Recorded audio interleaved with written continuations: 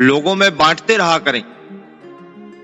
दवा नहीं तो दुआ सही, इलाज नहीं तो तसल्ली, कुछ नहीं तो मीठे बोल और मुस्कुराहट। जिंदगी ने इतना समझा और सिखा दिया है कि अब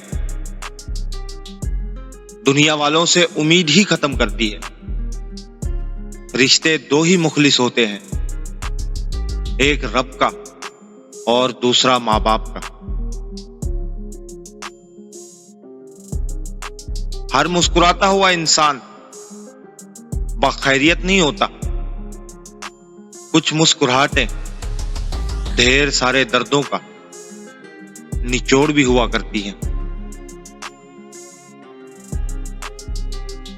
लोगों की अक्सरियत आपके साथ मुखलिस नहीं होती, बल्कि अपनी जरूरियात से मुखलिस होती है। सिर्फ इनकी जरूरियात बदलने से इनका इखलाक भी बदल जाता है। कुछ फैसले बिल्कुल खुदकुशी की तरह होते हैं। बहुत मुश्किल, सफाक, मायूस कन, सख्त, मगर करने पड़ते हैं।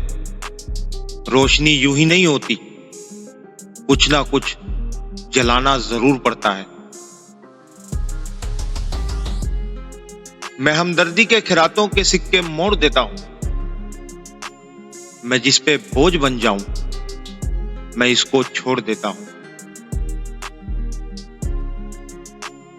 ये जिंदगी 2 दिन की है, एक दिन तुम्हारे हक में और दूसरे दिन तुम्हारे मुखालिफ।